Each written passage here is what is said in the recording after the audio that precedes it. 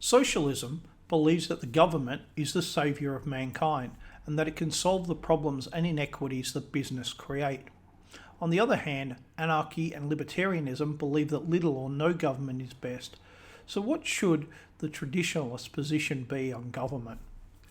First, we must accept something that is all around us, but which we can often fail to see, and that is that government provides something that no other human institution can provide: stability to an entire society. It is this stability that makes government vital and important.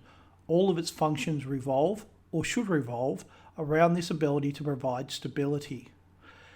It allows groups bigger than families or tribes to work and build a nation together.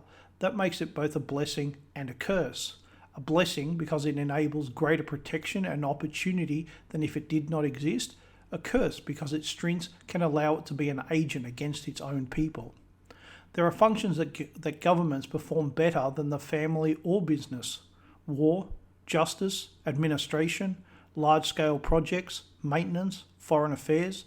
These are all big areas, and the fact is government does them better than anyone. The mistake is to believe that because governments are good at some things, that will make them good at all things. Or conversely, that because government doesn't always do a good job, that means they can never do a good job.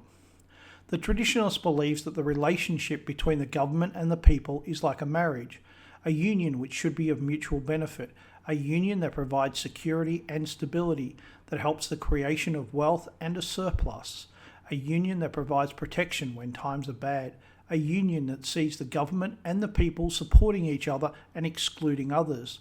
The people should be loyal to only one government, and the government should be loyal to only one people, its own. I'm not suggesting that you must pick sides between different levels of government. What I am saying is that you should be loyal and have that loyalty returned by one government at each level. In all ages, government has sought more power. It is what allows it to do the good works it performs. But of course, it is not a conscious being. It is not alive. It has no soul. It has no conscience.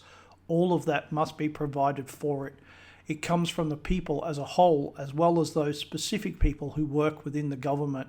The government functions and indeed exists for one reason: to serve its people, for without its people it cannot exist.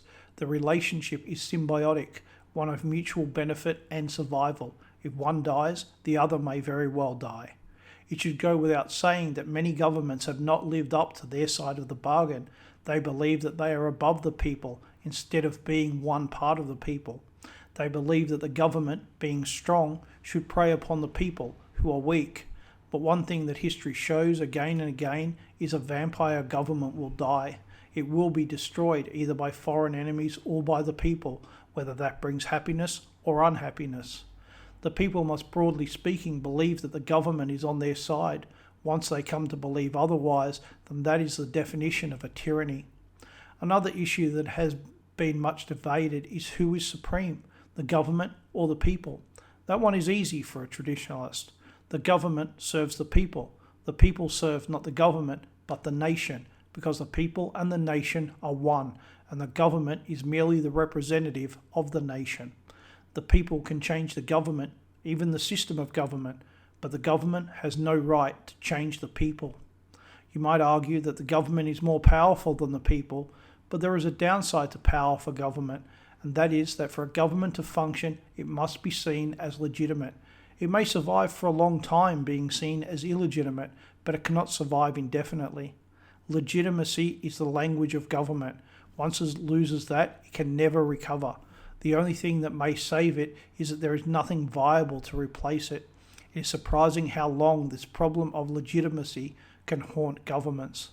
For the traditionalists, the government is a servant of the people and the nation. It may function otherwise, but its true purpose is to be the people's representative and not to be the people's master.